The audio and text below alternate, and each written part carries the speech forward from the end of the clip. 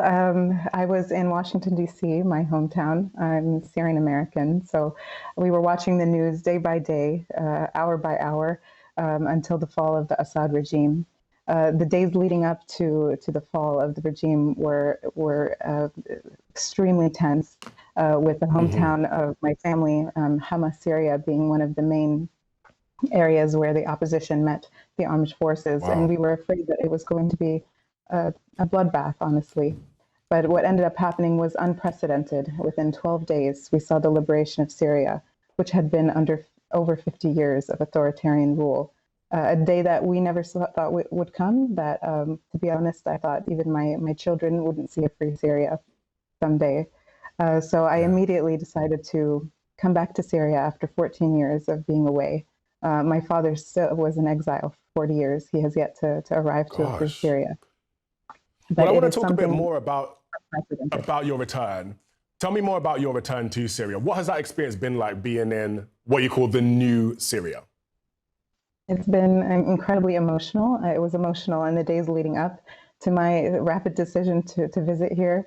And then it was emotional upon entering the border and seeing entry points or former checkpoints that had been abandoned by Syrian regime soldiers, which would have made my entry impossible into Syria at any point in the last 13 years or so. It was completely liberated. That's the immediate sense that we got, that our country was now free. And as we drove in, it was surreal to see Damascus in the distance. And then the first stop we took was where I took those videos on X that you saw in the yeah, we're seeing them right now, actually. Yeah, I can see your selfies and smiling. That's right. And my in-laws are with me, and they were hugging and kissing. This is their homeland. They couldn't believe that it had been liberated.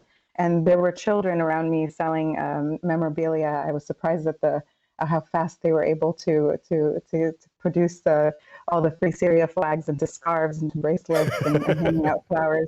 It's pure jubilation here, but a lot of disbelief and people feeling like they have woken up from a nightmare and now are living in a dream. Yeah, someone's made good money from those flags over the past week, haven't they? Gosh. I want to turn now. I want to turn now to talk, if we can, about the asylum situation. Over the past couple of weeks, we've seen Western governments literally falling over themselves, competing with each other, trying to get Syrian asylum seekers out of their countries.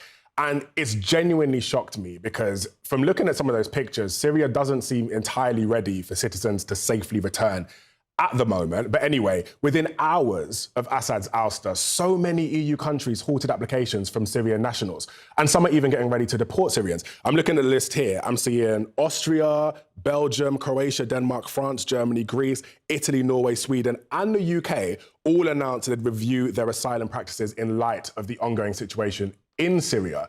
Has all of this surprised you?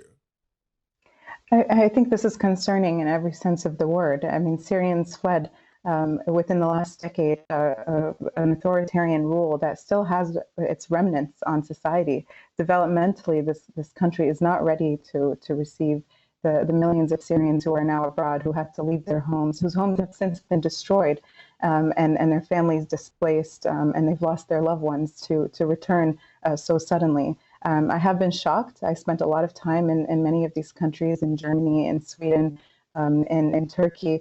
These are countries that open their doors and generously welcome Syrians. And Syrians have been well integrated, including members of my family who now have citizenship and contribute to the economy, and their children have been born and raised there.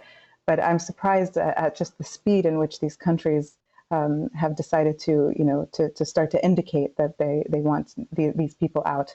And I'm afraid that the events of this week, for example, what we saw in Germany, don't help the Syrian case in that the discrimination continues to be rampant.